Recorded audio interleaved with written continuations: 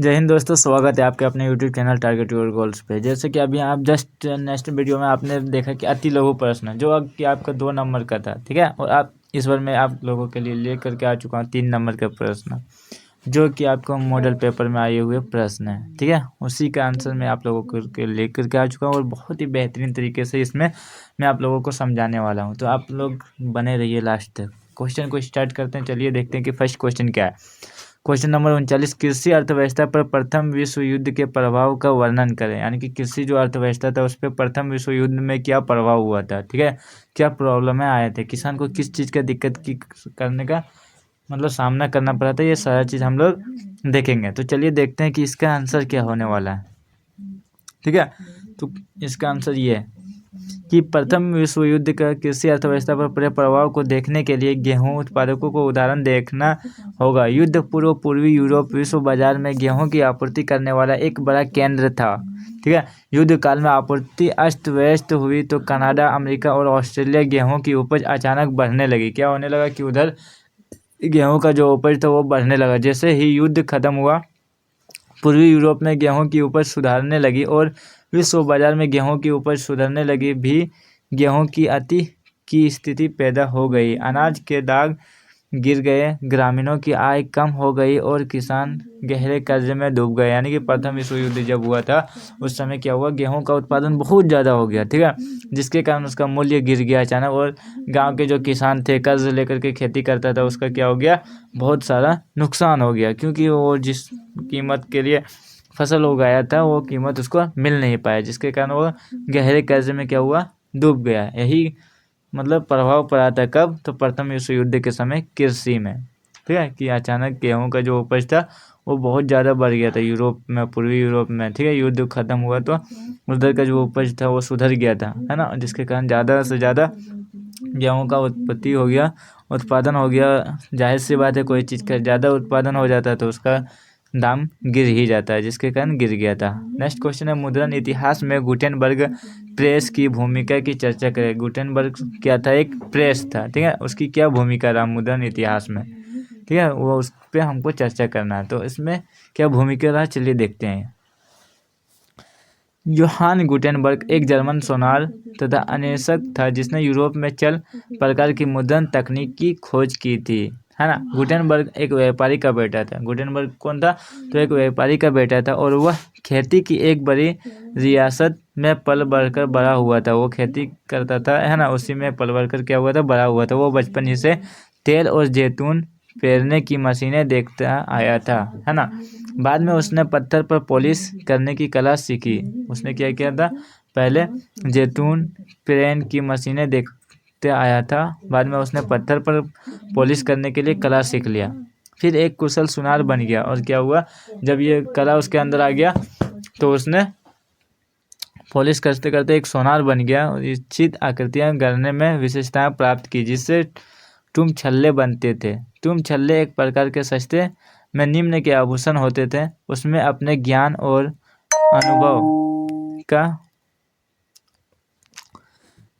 अनुभव का प्रयोग अपने नए आविष्कार में किया। जैतून प्रेस ही प्रिंटिंग प्रेस का प्रतिदर्श बना और सांचे का उपयोग अक्षरों को धातुएं या आकृतियों को गढ़ने के लिए किया गया था, ठीक है। उसने पहली पुस्तक बाइबिल छापी जो 42 पंक्तियों में थी, है ना।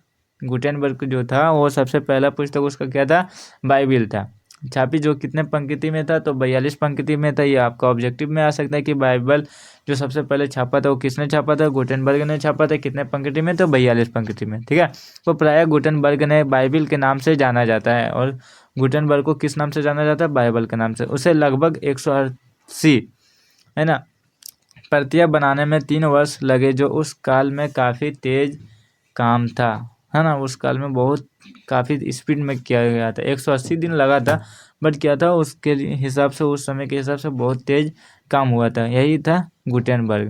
ठीक है, वन संरक्षण के उपायों का वर्णन करें, यानी कि वन को कैसे बचाया जाए। आप लोगों का ये 3 नंबर का प्रश्न होने वाला है, इंपॉर्टेंट क्वेश्चन भी है और आसान भी है। ठीक है, वनों के संरक्षण हेतु निम्नलिखित उपाय किए जा सकते हैं, यानी कि वनों को अगर हमको बचाना तो हम बहुत सारे उपाय कर सकते हैं, जिसमें से आपका फर्स्ट उपाय क्या है देखते हैं।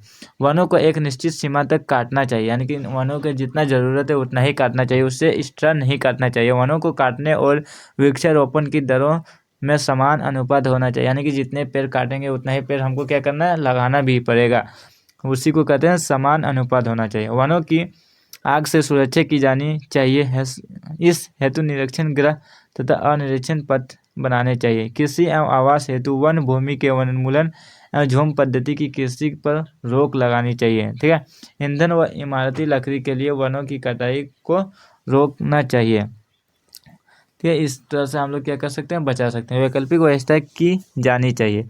वन संरक्षण एवं नियमों व कानूनों का कड़ाई से पालन होना चाहिए, और वन के लिए जो नियम बनाया गया है उसको बहुत ही कड़ाई से पालन होना चाहिए, तभी हमारा हो सकता है वन संरक्षण। ठीक है, मोटे अनाज से क्या तात्पर्य है, मोटे अनाज किसे कहते हैं, ये भी बहुत ही इंपॉर्टेंट क्वेश्चन है। मोटे अनाज गेहूँ, चावल और मक्का के अलावा अन्य अनाजों को मोटा अनाज कहा जाता है, यानी कि गेहूँ, चावल और मक्का जो हम लोग खाते हैं उसको छोड़ करके बाकी क्या है, मोटे अनाज कहलाता है। जैसे ज्वार, बाजरा, रागी, मडुआ, जौ, कोडो, ठीक है, सामा, बाजरा, सांवा, लघु, धनिया या कुटकी, कांगनी और चीनी फसल को मोटे अनाज के तौर पर जाना जाता है, यानी कि गेहूँ, चावल और मक्का को छोड़कर जितने भी अनाज पाए जाते हैं वो सारे किस नाम से जाना जाता है, तो मोटे अनाज के नाम से जाना जाता है। तो ये याद रखिएगा कि मोटे अनाज किसे कहते हैं, तो मोटे अनाज मतलब ये 3 छोड़ के गेहूँ, चावल और मक्का, ये हमारा डेली लाइफ में यूज होने वाला है और ज़रूरी भी है। इसके अलावा बाकी सारा क्या मोटे अनाज है। ठीक है, नेक्स्ट क्वेश्चन देखते हैं कि नेक्स्ट क्वेश्चन है क्या। नेक्स्ट क्वेश्चन है, लोकतांत्रिक सरकार में सत्ता की साझेदारी क्यों ही जरूरी है। बहुत ही इंपॉर्टेंट क्वेश्चन है, क्योंकि लोकतंत्र में सत्ता का साझेदारी होना जरूरी है। अगर सत्ता का साझेदारी नहीं होता है तो बहुत ही कठिनाई का सामना करना पड़ेगा। देखते हैं आंसर क्या है।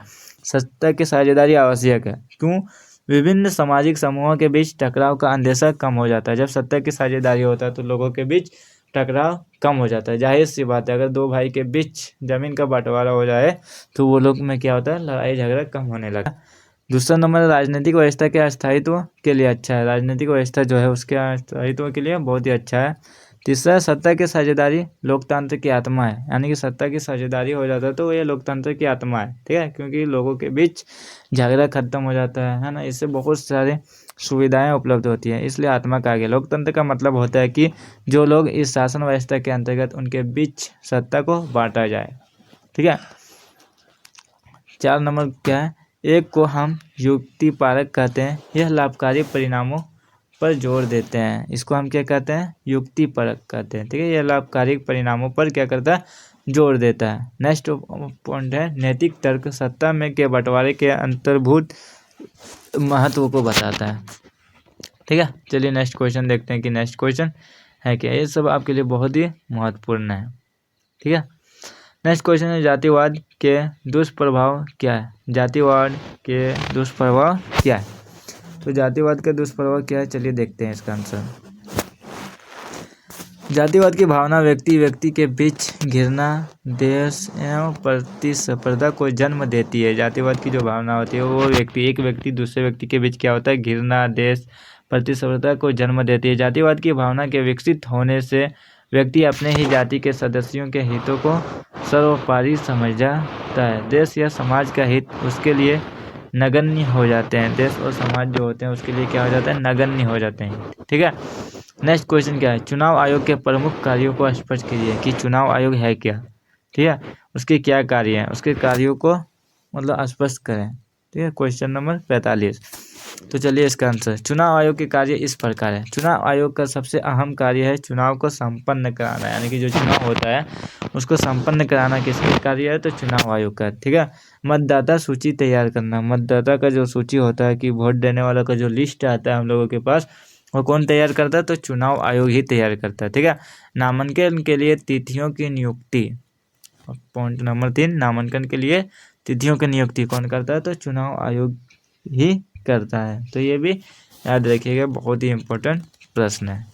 ठीक है, चुनाव आयोग के कार्य, चुनाव कि सार्वजनिक सूचना भी करता, चुनाव के लिए उम्मीदवारों का नामांकन भी कराता, चुनाव लड़ने वाले उम्मीदवारों की सूची का प्रकाशन करता, मतदान के लिए समय निर्धारण, ये सारा चीज़ कौन करता है? तो चुनाव आयोग ही करते हैं। ठीक है, चुनाव लड़ने में जो उम्मीदवार होता है उसकी सूची प्रकाशन, है ना, मतदान के लिए समय निर्धारण की कहाँ से कितना समय तक कब किया जाएगा, वोटों की गिनती और चुनाव परिणाम की घोषणा, ये सब कौन करता है? तो चुनाव आयोग ही करता है। ठीक है, कि किसने जीता नहीं जीता, ये सारा चीज़। चलिए देखते हैं इसके बाद नेक्स्ट क्वेश्चन क्या है। चुनाव आयोग समझ में आ ही गया होगा, आई होप। चलिए नेक्स्ट क्वेश्चन की ओर चलते हैं।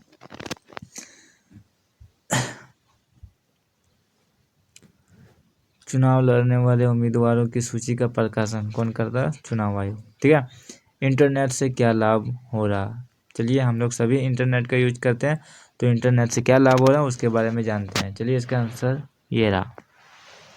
इंटरनेट कनेक्शन विभिन्न व्यक्तिगत कार्यों जैसे ईमेल भेजना, ऑनलाइन भुगतान करना, फिल्म देखना, संगीत सुनना, वीडियो कॉल करना आदि के लिए बहुत ही उपयोगी है। आजकल इंटरनेट के बिना कोई भी काम नहीं होता। तो अगर ये क्वेश्चन आए तो आई होप आप लोग बहुत अच्छे से लिख दीजिएगा, क्योंकि आप लोग भी एक इंटरनेट का ही यूज कर रहे हैं। ठीक है, दुकानों और खुदरा बाज़ारों में इंटरनेट बहुत ही महत्वपूर्ण भूमिका निभाता है, क्योंकि यह ऑनलाइन ऑर्डर बेचने और बनाने में मदद करता है, और आजकल बिना ऑनलाइन का कोई काम ही नहीं होता है। इसलिए आप लोग इसका आंसर तो बिना पढ़े ही डाल सकते हो, है ना। चलिए मिलते हैं नेक्स्ट वीडियो में।